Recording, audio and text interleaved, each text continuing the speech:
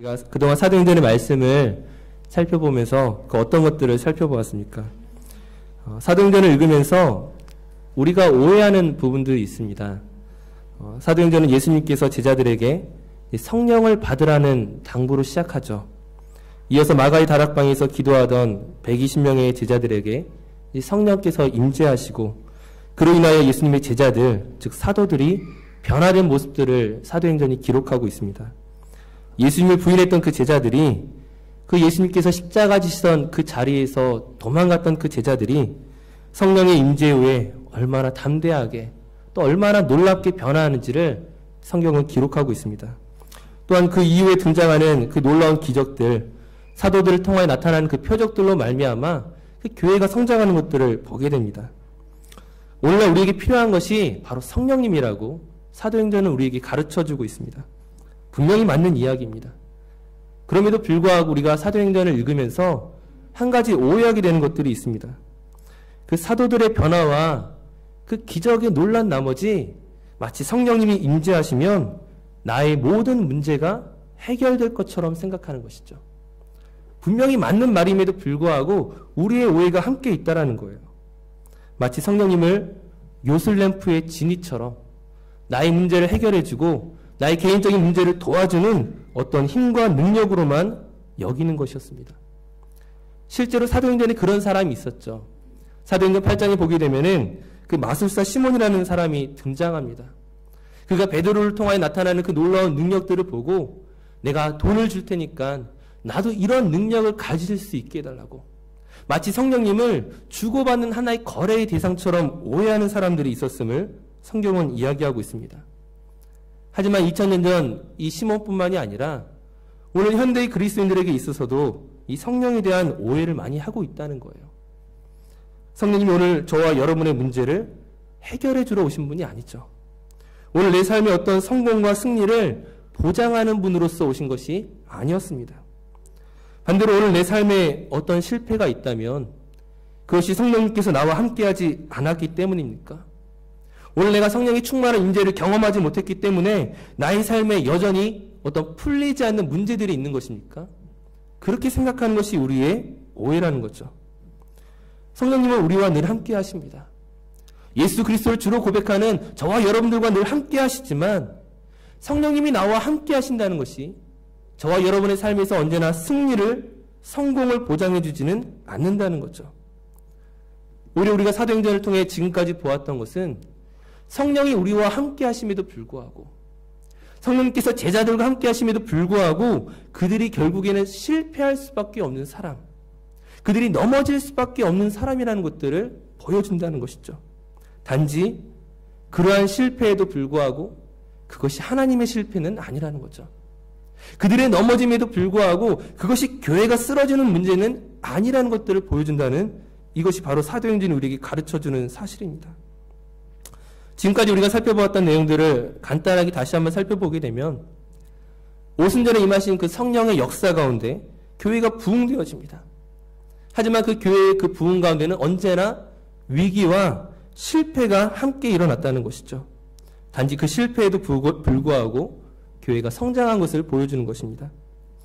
예루살렘 교회가 처음 만났던 위기는 내부적인 위기였습니다. 아나니아와 삽비라 부부가 그 땅을 팔고 난 다음에 그 밭을, 그 판 값을 가지고 교회에 바치기로 했지만 이제 그것을 숨기는 과정에서 하나님의 치심으로 죽게 됩니다. 이 위기가 굉장히 심각했던 것은 만약 제2의 제3의 아나니아와 삽비라 부부가 등장했다면 교회는 그 영적인 공동체로서가 아니라 자기 자랑이 난무하는 그런 공동체로 변질되어 뻔했던 것입니다.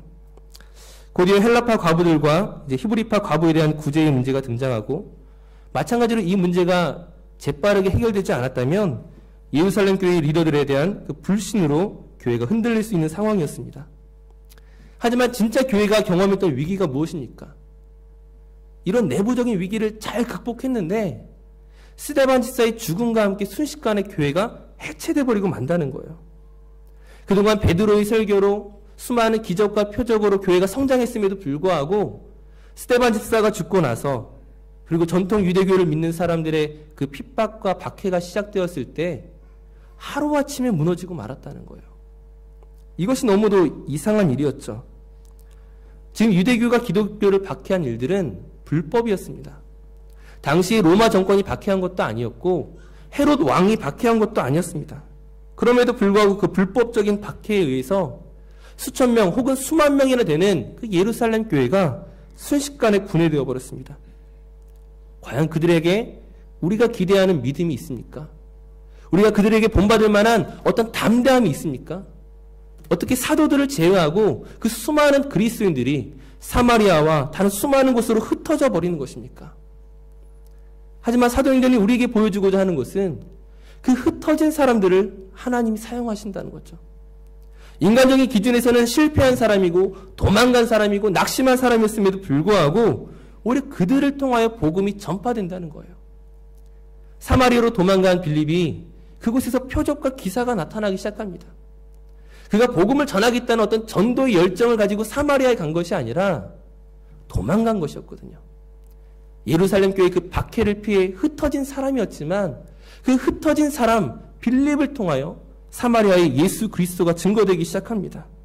뿐만이 아니죠. 구브로와 안디옥과 그 모든 복음이 전파되는 그 곳곳마다 그 복음은 흩어진 사람들을 통하여 하나님께서 사용하신 것이었습니다. 심지어 또 어떤 사람을 사용하십니까? 그 도망간 사람만을 사용하시는 것이 아니라 이제는 그 핍박의 주동자였던 사울을 사용하십니다. 예수 믿는 사람을 잡기 위해서 그 대제사장의 공문을 가지고 다메섹으로 가는 그 사울을 하나님이 붙드셔서 그를 예수 믿는 제자로 바꾸어 버리시죠. 하지만 우리가 또다시 봐야 될 것이 무엇이죠? 그 변화된 사울이 이제 그 아나니아의 안수를 받고 눈을 뜨고 음식을 먹고 강건해진 다음에 그가 곧장 거리로 나가서 예수 그리스도를 전합니다. 아, 내가 그동안 잘못 믿어왔는데 내가 이제 예수 믿는 사람이 되어야지. 그 열정을 가지고 전도하지만 실패한다는 거예요. 결국 그의 마지막은 무엇입니까? 제자들의 도움을 받고 밤중에 광주리를 타고 성벽을 내려가 다메섹에서 도망가는 것이었어요. 이제 예루살렘으로 갔어요. 예루살렘에 가서 그 바나바의 소개로 사도들을 만나고 또다시 그가 복음을 전하러 거리에 나갔지만 그를 죽이고자 하는 그 유대인의 핍박과 박해를 피해 그는 가이사랴로 도망갑니다. 그곳에서 또다시 자기의 고향 다소로 도망을 갑니다. 즉 그에게 열정이 있었음에도 불구하고 그가 헌신된 사람이었고 변화된 사람이었고 예수님을 만난 사람이었지만 결국 그의 마지막은 다메섹에서 어디로? 다소로 도망을 갔다는 것이죠. 도망갈 수밖에 없는 것이 그 현실이었고 결국 그는 실패한 한 사람이 되었습니다. 바나바가 안디옥에서 그를 다시금 부르기까지 그는 다소에 숨어 있을 수밖에 없었다는 거예요. 하지만 성경이 말하는 결과가 무엇입니까? 그것이 하나님의 실패였습니까? 사도행전 9장 31절 말씀을 한번 같이 읽도록 하겠습니다. 우리 자막에 있는 사도행전 9장 31절 말씀을 다시 한번 같이 읽겠습니다. 그리하여 온 유대와 갈릴리와 사마리아 교회가 평안하여 든든히 서가고 주를 경외함과 성령의 위로로 진행하여 수가 더 많아지니라. 아멘. 그리하여 사울은 다소로 도망갔지만 그리하여 교회는 평안하여 든든히 서가고 성령의 위로로 진행하여 수가 더 많아진다고 성경이 이야기합니다. 그 앞에 있는 문구와 뒤에 있는 문구가 같아야 되죠. 우리의 눈으로 보기에는 같은 말이 아니에요. 사울은 실패하여 도망갔지만 우리의 눈에 실패했지만 하나님은 그 일을 통하여 교회를 세워가고 계십니다. 그것이 하나님의 신비이죠. 그런 역설적인 방법이 하나님의 은혜입니다. 실패 속에서 열매를 맺게 하는 것, 낙심 속에서 소망을 보게 하는 것이 바로 하나님이 일하시는 방법이었습니다. 이 앞의 사건들을 쭉 이야기한 것은 바로 오늘 우리가 보고자 하는 이 사도행전 13장의 사건도 마찬가지라는 거예요. 하나님은 실패 속에서 일하시는 분이라는 거죠. 우린 그런 생각들을 하게 됩니다. 이 사도행전 13장을 통하여서 과연 무엇이 실패이고 무엇이 성공인가? 그걸 한번 바라봤으면 좋겠습니다. 이 13장은 바울과 바나바 그리고 마가 요한이 함께 전도 여행을 시작하는 것으로 나타납니다. 그들이 배를 타고 처음 도착한 곳이 구브로라는 것이죠. 이제 그곳에서 특별히 복음을 전하는 기회가 여러 차례 있었지만 총독 서기호에게 복음을 전할 수 있는 기회가 생겼습니다. 그런데 그곳에서 무슨 일이 생겼는지를 한번 같이 보도록 하겠습니다.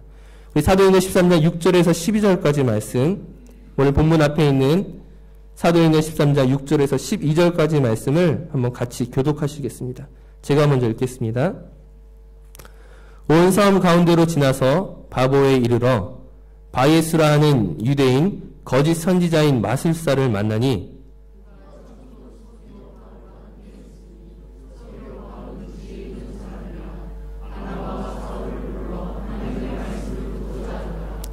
이 마술사 엘루마는 이 이름을 번역하면 마술사라 그들을 대적하여 총독으로 믿지 못하게 힘쓰니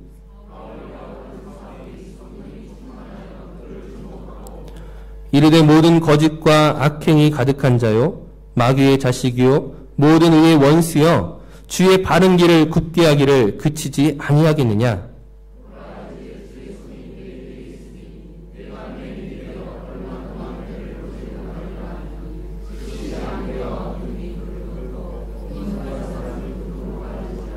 다 함께 이에 총독이 그렇게 된 것을 보고 믿으며 주의 가르치심을 놀랍게 여기니라. 아멘. 이 총독의 사랑을 받았던 이 거짓 선지자 바예수라는 마술사가 이 사도들이 복음을 전하는 것을 자꾸만 방해하였습니다. 이 사람이 마술사로 언급되는 것을 보면 그에게는 어떤 남들과는 다른 어떤 특별한 능력을 가지고 있었겠죠. 하지만 이때 사울이 어떻게 이야기합니까? 그가 성령이 충만하여 그를 주목하고 그를 향하여 선포할 때에 그가 맹인이 되어 해를 보지 못하게 되는 그런 기적이 나타납니다. 성령의 능력으로 그를 물리치고 굴복시킴으로 말미암아 이 총독 서기호가 깜짝 놀라게 되죠. 만약 이런 놀라운 사건을 오늘 저와 여러분의 삶에서 경험했다면 우리의 믿음이 얼마나 단단해질까 한번 생각해 보십시오. 우리가 믿음을 체험이라고도 이렇게 많이 여기는데 이런 체험을 하게 되면 뭔가 내 신앙이 바뀔 것 같지 않습니까? 오늘 내가 하나님 앞에 온전히 헌신하지 못하는 것은 내가 그런 체험이 없기 때문이야. 나에게도 성령의 은사와 능력이 충만하면 뭔가 내 삶도 달라지지 않을까? 그 사울을 만나셨던 그 하나님께서 왜 나를 만나주시지 않을까? 오늘 나에게 이런 능력이 있으면, 이런 체험이 있으면 난 지금보다 더 좋은 사람이 될 수 있을 거야. 내 믿음을 승리할 수 있을 거야. 성공할 수 있을 거야라는 기대를 가진다는 거예요. 하지만 우리가 앞서 살펴봤던 것처럼 과연 그런 체험과 능력과 경험들이 과연 우리의 믿음을 한 차원 높은 곳으로 바꿔줄까요? 우리가 그 이후에 실패하지 않겠느냐 하는 거예요. 개인적으로 제가 능력이 있다는 것이 아니라 이런 비슷한 사건을 한번 경험한 적이 있어요. 한국에 있을 때에 청년부 예배를 드리는데 새로운 청년이 한 명 왔었어요. 근데 이 청년이 귀신 들린 청년이었습니다. 설교를 하는 도중에 이 청년이 앉아있다 갑자기 일어나서 횡설수설을 하는 거예요. 얼마나 깜짝 놀랐겠어요. 네. 하지만 보고 들은 것이 있으니까 예수의 이름으로 명하노니 잠잠하라! 잠잠하더라고요. 앉아요. 한 2, 3분 또 설교하다가 갑자기 청년이 또 일어나서 질문 있습니다! 하면서 막 이상한 얘기를 하는 거예요. 너 예수의 이름으로 말하느니 너 가만히 앉아. 앉는 거예요. 네. 저에게도 그런 일이 처음이었거든요.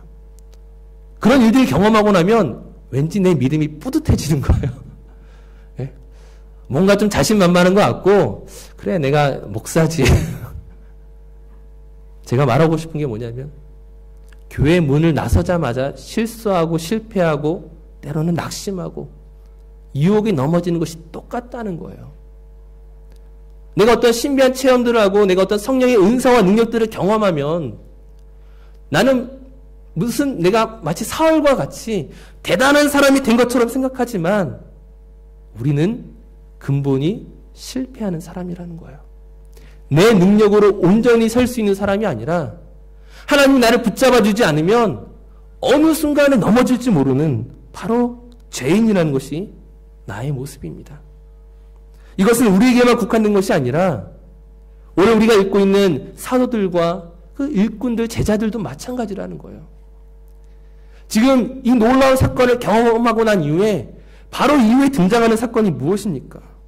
그 바울과 바나바와 또 그 수행원이었던 마가 요한이 이제 배를 타고 다음 목적지 버가로 갔는데 그곳에서 마가 요한이 예루살렘으로 돌아가 버린다는 거예요.